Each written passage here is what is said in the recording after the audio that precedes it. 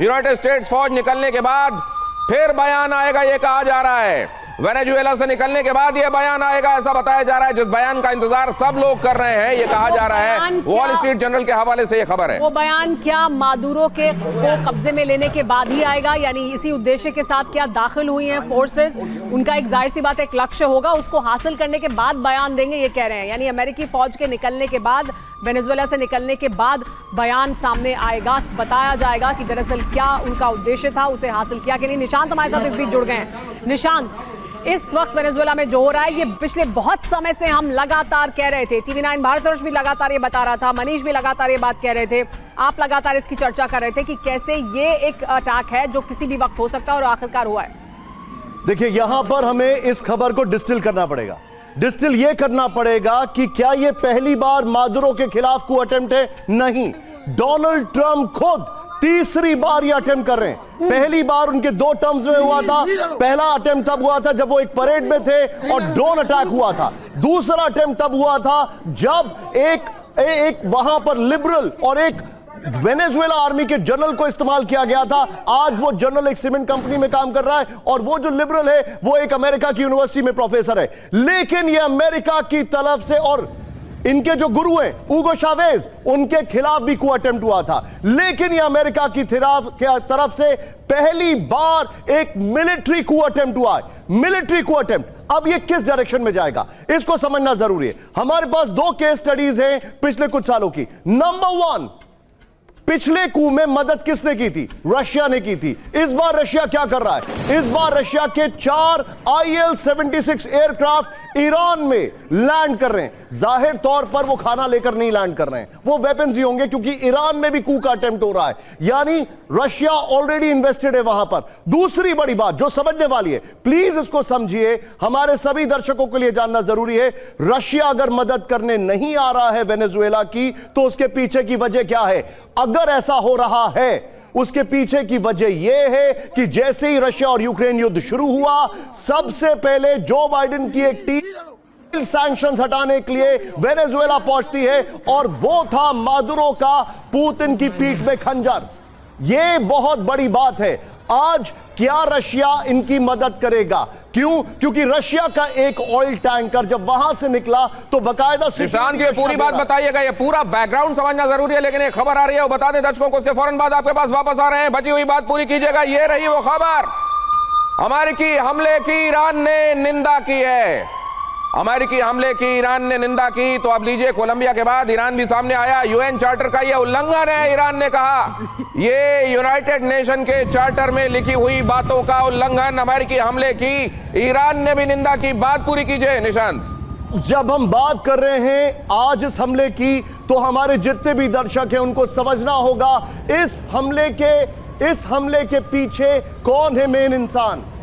आप सुन के हैरान नहीं होंगे, इस हमले के पीछे मेन इंसान ट्रंप नहीं है, बल्कि अमेरिकन एडमिनिस्ट्रेशन के secretary of foreign affairs Marco Rubio हैं, जो कि लगातार कह रहे हैं कि हमें हमला करना चाहिए। क्यों? क्योंकि उनको लगता है सत्ता परिवर्तन ही एक तरीका है। क्योंकि अगर लैटिन अमेरिका की बात की जाए तो कई कंट्रीज अब अमेरिका के साथ आ चुकी हैं। उसमें होंडुरास है, बहुत सारी, सिर्फ एक कोलंबिया और ब्राजील एक ऐसी। यानी निशान जो के सिन्हा सर बहुत वक्त से अभी हमें बता रहे लगातार कि वेस्टर्न हेमिस्फेयर पर पूरी तरह से कब्जा करना और अपने कंट्रोल में रखना इन देशों को अमेरिका का बड़ा मकसद है। वो लॉन्ग टर्म स्ट्रैटेजी है। एक बड़ी चीज आपको बताना है, मॉनरो डिक्लेरेशन हुआ था। मॉनरो डिक्लेरेशन 2 साल पुराना है। उस डिक्लेरेशन में अमेरिका ने पूरे यूरोप को कह रखा था कि आप वेस्टर्न हेमिस्फीयर की तरफ नहीं देखेंगे, तो इसमें यूरोप इन्वॉल्व नहीं होगा। Let's be very clear, Monroe America के प्रेसिडेंट थे, उसके बाद 1800 समथिंग में वो डिक्लेरेशन हुआ था। तब से ये क्लियर है कि वेस्टर्न हेमिस्फीयर की तरफ यूरोप नहीं देखेगा। रशिया ऑलरेडी इन्वेस्टेड है, आगे क्या होगा? अब I am coming back to the theory, please understand this. हमारे दर्शक, क्या ये वियतनाम बनेगा? क्योंकि वहां पर गुरिल्ला वॉरफेयर के लिए तैयारी की जा रही थी अमेरिका। लेकिन ये जो बात अभी कही जा रही है, जो आप कह रहे हैं, एक तो जितनी ट्रीटी संधियां की जिसमें दूसरों के लिए नियम तय किए जाते हैं, खुद के लिए कोई नियम नहीं है अमेरिका का। दूसरा जो आप कह रहे हैं कि क्या वियतनाम होगा, गुरिल्ला वॉरफेयर, ये जो 80 लाख मिलिशिया की बात की जाती है, ये जनरल सिन्हा भी पूछ रहे थे, वो मिलिशिया आज दिखाई कहां दिखाई क्यों नहीं दे रहे हैं? क्या केवल ये दिखाने वाले दांत थे? There is a difference. अभी एरियल अटैक हुआ है।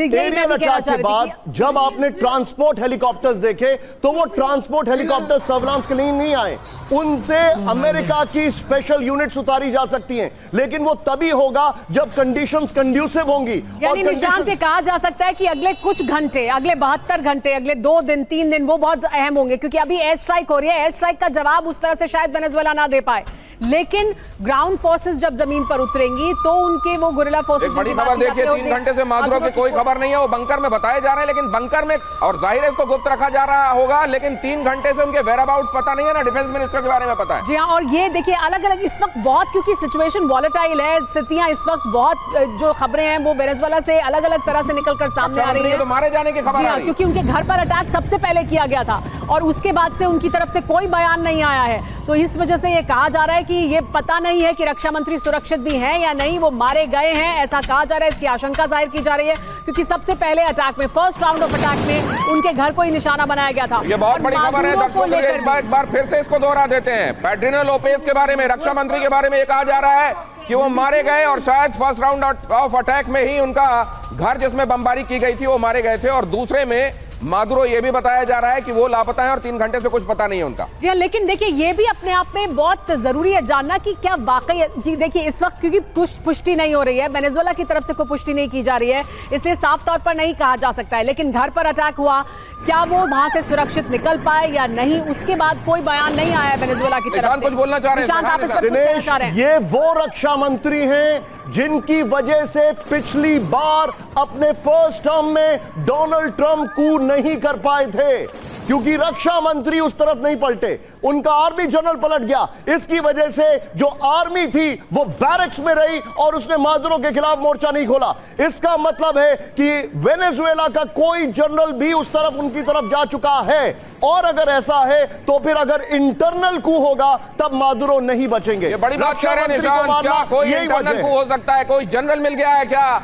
पैट्रिनो लोपेज 2017 का जिक्र, असल में डोनाल्ड ट्रंप ने 2017 में भी ये कहा था कि जो कुछ वेनेजुएला में चल रहा है उसको ठीक करने के लिए अब सैन्य विकल्प पर विचार करना ही पड़ेगा, लेकिन तब कू इसलिए नहीं हो पाया था क्योंकि पैट्रिनो लोपेज एक दीवार बन गए थे। इस बार क्या सबसे पहले उसी दीवार को तोड़ा गया? जनरल सेना के पास एक बार फिर से चलते हैं। जनरल सेना, आप कैसे एनालाइज कर रहे हैं सिचुएशन?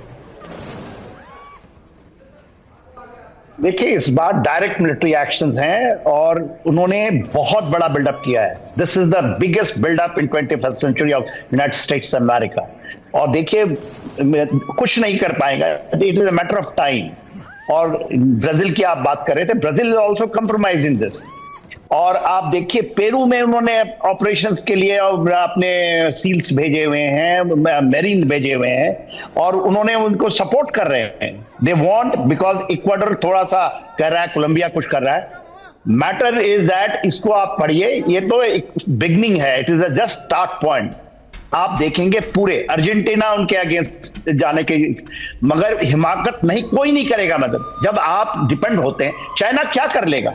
उसने क्या चीज भेजा है? आप प्रॉक्सी से कहीं जीत सकते हैं। Russia is involved. ये सिर्फ शुरुआत है, वेनेजुएला भी सिर्फ शुरुआत है, ये गेम ओवर है, शुरुआत है, आगे भी बहुत गेम है। It is a long term plan, it's a long term planning, long term strategy है अमेरिका की इस पूरे वेस्टर्न हेमिस्फीयर पर, तमाम देशों को अपने साथ एक लाइन में खड़ा करना और अपनी बात को मनवाना। अगर आप नहीं मानेंगे तो फिर आपको इस तरह से मनवाया जाएगा जो वेनेजुएला में हो रहा है। लेकिन देखिए, लागुएरा पोर्ट पर अटैक का वीडियो भी अब सामने आ चुका है। ये हम आपको लगातार जानकारी दे रहे हैं कि लागुएरा जो है वहां पर उस पोर्ट पर अटैक किया गया था। देखिए, ये तस्वीरें सामने आई हैं, लागुएरा पोर्ट पर जब बमबारी की गई उसके बाद की तस्वीरें आप देख रहे हैं। अहम स्ट्रेटेजिक लोकेशंस को टारगेट किया गया है, अहम लोकेशंस को, उन पोर्ट्स को टारगेट किया गया है। जो शिप्स हैं उनको पहले से अमेरिका टारगेट करता रहा है, ये कहकर कि ड्रग कार्टल्स के नेक्सस को खत्म करने के लिए किया जा रहा है। लेकिन दरअसल सत्ता परिवर्तन उद्देश्य है, ये भी अमेरिका की तरफ से साफ कर दिया गया है कि मादुरो को हटाना ही मकसद है।